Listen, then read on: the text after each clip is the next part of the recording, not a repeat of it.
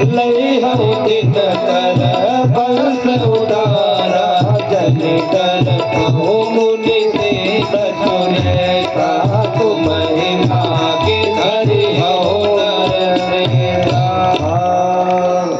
अब आप लोग निर्भय होकर के अपने अपने स्थान पर जाइए, मैं आऊंगा। भगवान ने उन लोगों को कहा, सब लोग अपने अपने स्थान चले गए। और बाद में चल करके एक कथा है, अब आपको मैं बता दूं 5-10 मिनट की। उस कथा को बताते हुए मैं कथा को विराम करूंगा। भगवान का जन्म होने वाला है। अब यहाँ पर कथा आती है कि अयोध्या के अंदर एक राजा हुए जिनका नाम है राजा दशरथ। यही मनु महाराज राजा दशरथ के रूप में प्रकट हुए, यही शतरूपा मैया माता कौशल्या के रूप में प्रकट हुए। माता कौशल्या, माता सुमित्रा, माता कैकेयी, ये 3 रानियां थी राजा दशरथ को। और चक्रवर्ती सम्राट होने के बाद भी इनको एक भी संतान नहीं थे। ये बहुत परेशान थे, बहुत दुखी थे संतान के लिए। एक दिन राजा दशरथ जी महाराज के मन में यह विचार आया कि हमारे पास तो सब कुछ है संसार में, लेकिन हमारे पास संसार का भोग करने के लिए, इसको देख रेख करने के लिए कोई संतान नहीं है। अब इस नाते से उन्होंने विचार किया कि गुरुदेव वशिष्ठ जी के पास चला जाए। तो वो गुरुदेव वशिष्ठ जी के पास गए। गुरुदेव वशिष्ठ जी के पास जाकर के उन्होंने गुरुदेव से कहा कि हे गुरुदेव, हमारे पास सब कुछ तो है लेकिन हमारे पास संतान नहीं हुई है, इसलिए ऐसी कृपा करिए कि संतान हो जाए। तो गुरुदेव ने उनको कहा कि आप पहले आए होते तो पहले आपको प्राप्त होता, लेकिन आप विलंब से आए, फिर भी कोई बात नहीं है, आपको प्राप्त हो जाएगा।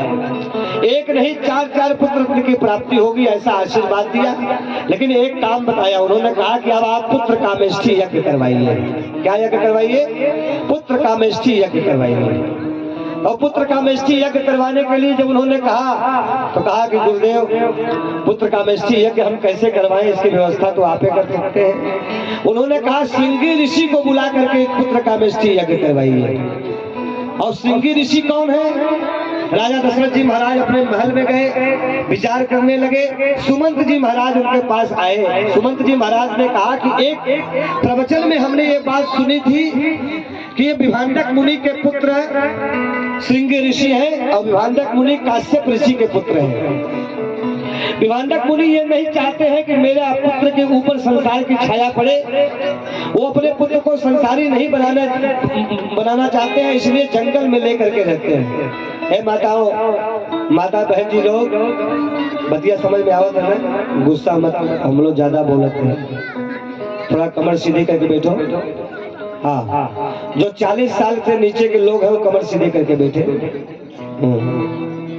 कमर सीधी करके बैठो। ऐसे जो व्यक्ति कमर सीधी करके बैठता है उसकी आयु लंबी होती है, पता है? जिसकी कमर झुक जाती है, कमर किसकी झुकती है? जो चौपाया होता है, जिसके 4 पैर होते हैं उसकी कमर झुक करके चलती है। और जिसकी कमर इस प्रकार से होती है वो 2 पाया होता है। तो 2 पाया में हम मनुष्य हैं। मनुष्य दुनिया में एक ऐसा प्राणी है जिसकी कमर सीधी रहती है, ऊर्ध्व आकार में होती है, यानी ऊपर की दिशा में रहती है। और ऐसा कहा जाता है कि भगवान ऊपर ही मिलता है, ऊपर वाला जाने, इसका मतलब ऊपर भगवान रहता है। तो जिसकी कमर ऊपर की दिशा में रहती है भगवान उसी को प्राप्त होता है। तो यदि हम लोग अपनी कमर को झुका करके रखेंगे तो अगले जन्म में चौपाया बन जाएंगे, यानी जानवर बन